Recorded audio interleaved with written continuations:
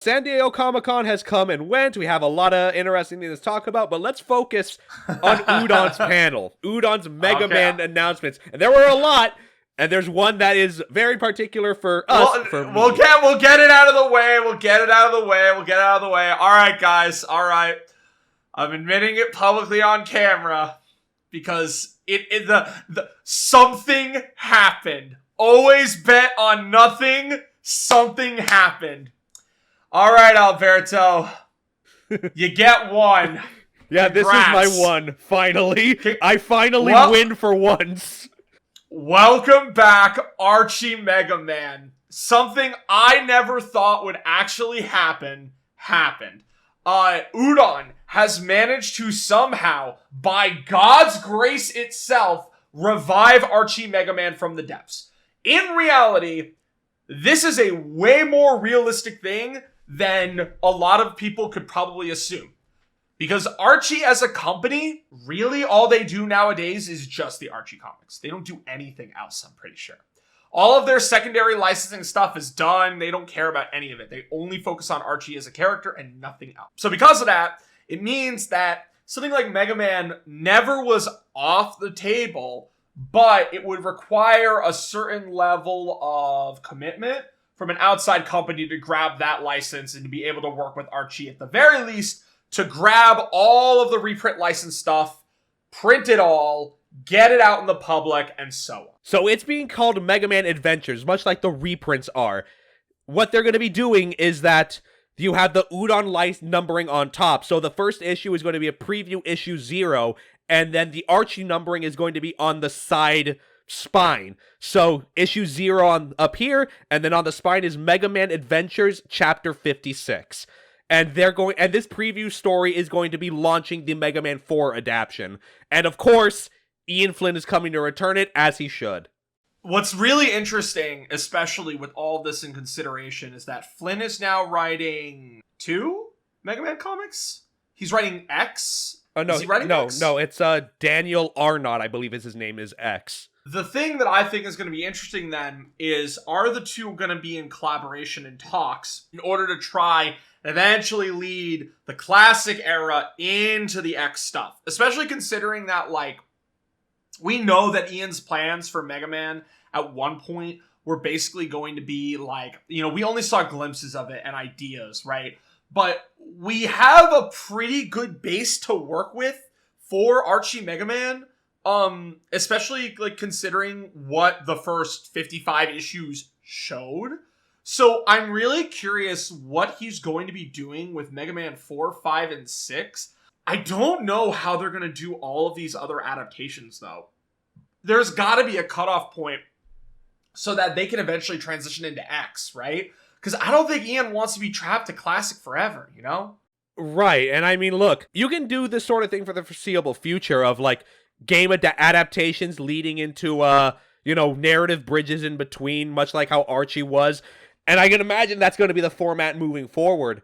But yeah, I sure hope that he and Daniel will collaborate with each other, maybe for like crossovers every now and again, but also for the fact that there is going to have to be an endpoint to this at some time, you know? And I'm pretty happy that, in spite of everything, I genuinely, like I joke about it, but I do want to be wrong.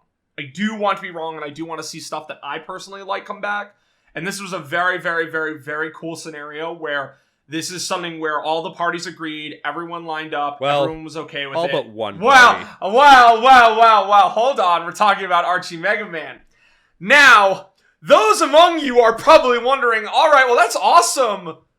But what about Worlds Collide and Worlds Unite? Well, before we talk about that, let me also add this on top of it. This issue 0 one-shot is going to be coming out either November or December, but they are going to be making it a regular series.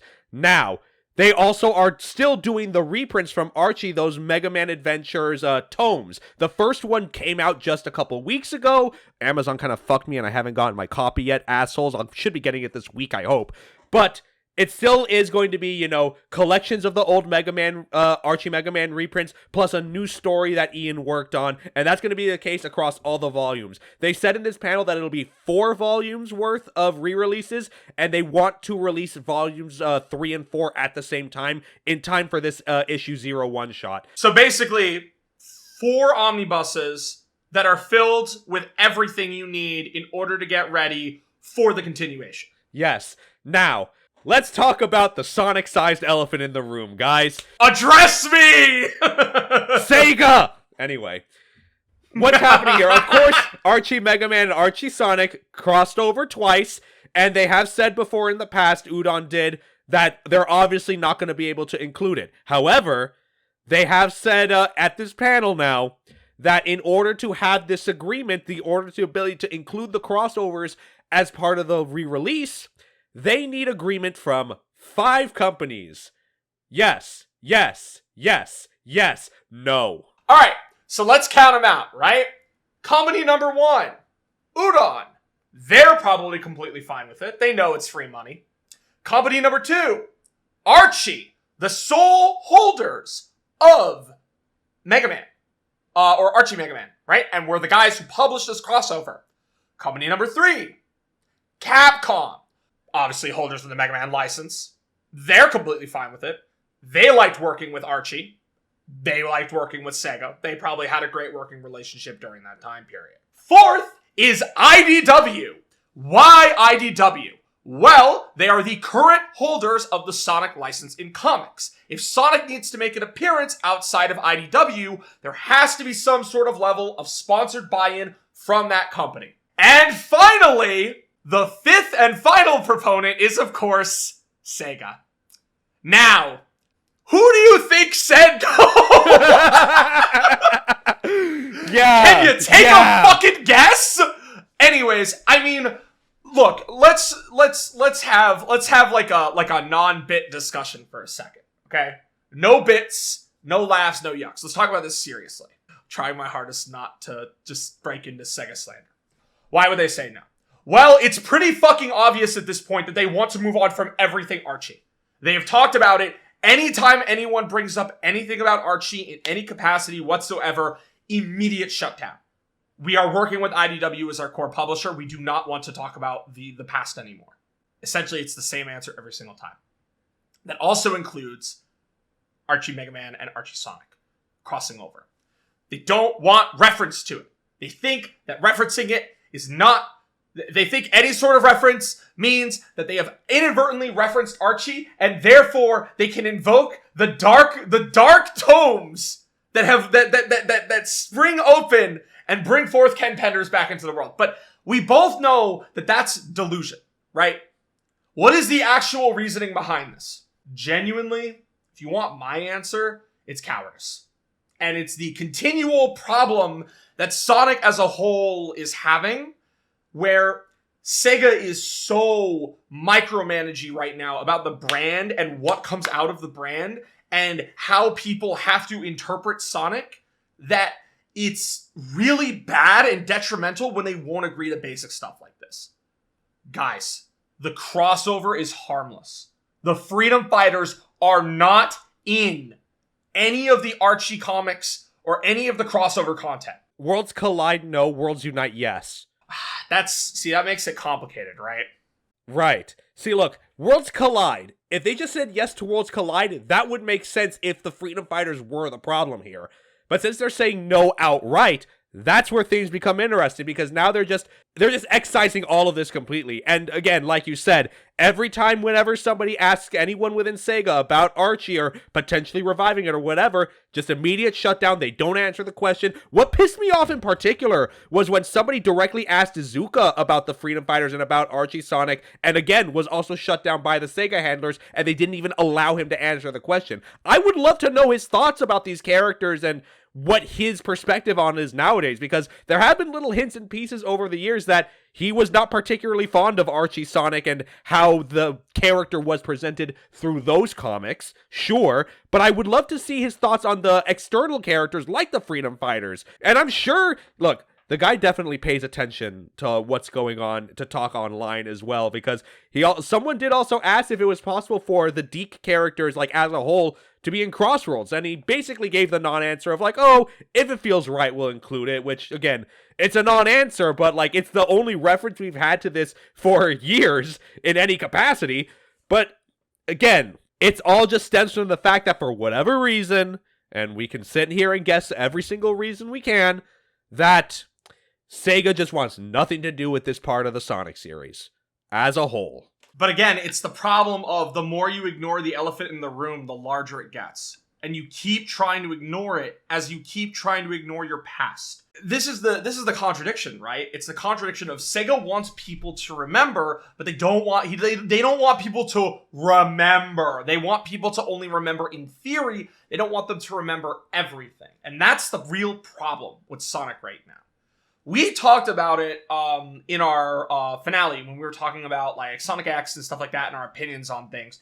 And how we felt like Sonic X could never be made today for a variety of reasons, but a lot of that has to do with the fact that there is so much emotion in that show, right? There is so much emotion. Characters cry, characters have feelings, characters go way further than just like philosophical concepts. Everyone is showing emotion at some level. The characters feel varied enough and deep enough. That is what is missing from Sonic right now. There are moments where I feel like there are characters who get that depth. But that's the thing. All of those characters are not under the Sega mandates. Look at Whisper. Look at Tangle. Look at Mimic. Look at what they're doing with Metal Sonic. Right now. Specifically turning him from like a character with no personality into somebody who's having a constant identity crisis at the fact that he is supposed to be made in the image of Sonic, but he cannot escape the fact that he wants to be more than that. On top of that, as far as we're talking about Metal Sonic, there is this sort of aspect, like, the community has sort of made it a funny haha that Metal Sonic post Heroes was basically lobotomized and had the rebelliousness removed from his coding. But that is essentially what happened to him, and I'm sure that's part of the whole, like, internal struggle. And that's something I really wish that they would explore more. I don't know, maybe it's one of those, like, we would rather explore this in the games and not let you guys in the comics do it, because that seems to be a really reoccurring excuse for a lot of shit. That aside. Right, and that's the problem. They keep saying they want to do this stuff in the games, but then when push comes to shove, when it's fucking showtime, Game 7 in the NBA Finals, and you are ready, fourth quarter, 2 minutes on the clock, there's a 5-point differential. It's go time, baby. Y'all don't fucking lock in. Y'all give us the most bland, boring plots. You guys don't give us what we actually want. It's like, you think you have an idea of what we want, but then when push comes to shove, you don't fully deliver. It's very frustrating and very annoying, but, you know, the Sonic talk, we're getting a little ahead of ourselves. With Mega Man, awesome that this is coming back. I'm really excited, especially knowing that Ian is coming back to write it, because this is something that he has said repeatedly. This is something that he has been burning to do since the cancellation. Yes, and Brother probably has all of his scrapped ideas ready to go. I don't think this is a case where he has to rewrite anything. I think they're just going to let him go off the rip with everything he had before. Like, I think it'll be fine. Yes. Now, beyond that, beyond the return of Archie Mega Man, there were a lot more announcements coming from Udon in regards to Mega Man, including a Dawn of Sigma adaptation that they're going to be releasing, a Mega Man X2 miniseries that they're going to be doing as well. In addition, they're doing a Dr. Wily focused one-shot, which is going to be a prequel to Mega Man 11. Interesting. Yo, so like, please tell me we get some level of insight into Wily starting to lose his mind and go down the path of creating Zero. Please just give me that. I'm begging you. Please. And on top of that, they're also doing another series called Gear Masters, which I believe that is an adaptation of 11, which, again, very interesting that they're doing all these little bits while Archie Mega Man is probably going to have a pipeline to that anyway, but that aside, they also announced a big one that I think is going to be super interesting, a mini-series off of Mega Man Legends. Yes, Capcom, hello, Capcom, yes, it's me, it's the guy writing the Mega Man Legends mini-series. Can I tell Mega Man no, you can't talk about Legends 3, no, they hang up the phone, frame 1. Like, what do you want me to say? What do you want? Look, we all know that a Legends collection is going to be happening one way or another. They're going to have to address this fucking elephant eventually. Address me.